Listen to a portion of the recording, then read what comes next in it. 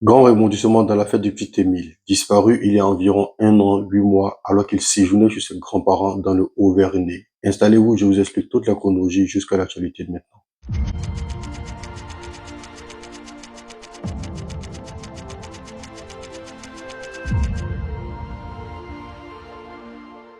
Une disparition mystérieuse, très mystérieuse. Le petit garçon âgé de 2 ans et demi, disparu le 8 juillet 2023, était introuvable jusqu'à ce qu'une promeneuse retrouve son crâne 9 mois plus tard. Le crâne a été retrouvé dans un endroit boisé, non loin du domicile des grands-parents. Dès lors, l'enquête de disparition se transforme en une enquête d'une possible homicide.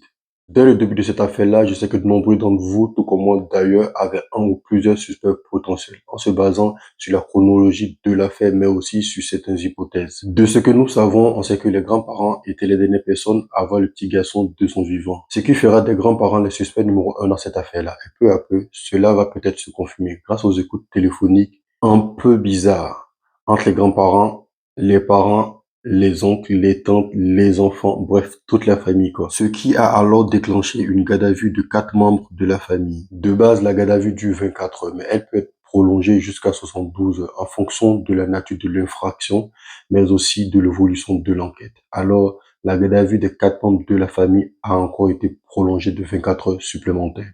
On espère que les enquêteurs pourront en tirer des choses qui permettront à résoudre cette affaire-là, quand il est question de la mort d'un gamin de 2 ans et demi. Justice doit être faite s'il s'agit d'un homicide volontaire ou involontaire, car la sensibilité de cette affaire-là surpasse même au-delà de la famille des parents. C'est une affaire qui touche fortement l'opinion publique. Bref, une perquisition a été effectuée au domicile des grands-parents. Lors de la perquisition, un véhicule et un van qui sert à transporter des chevaux a été saisi. Quelques jours plus tôt, le 15 mars dernier, le prêtre qui a baptisé le petit garçon s'est suicidé. Quelque chose ne va pas dans cette affaire-là. Il y a un anguille sous roche, les gars. C'est vraiment très bizarre. Tout s'enchaîne dans cette histoire-là.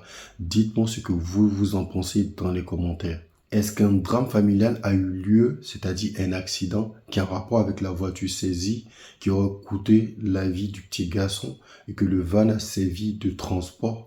Que même la famille essaie de se protéger vis-à-vis de peut-être cette tragédie ou de ce drame, c'est que des hypothèses que je le dis, hein, les gars.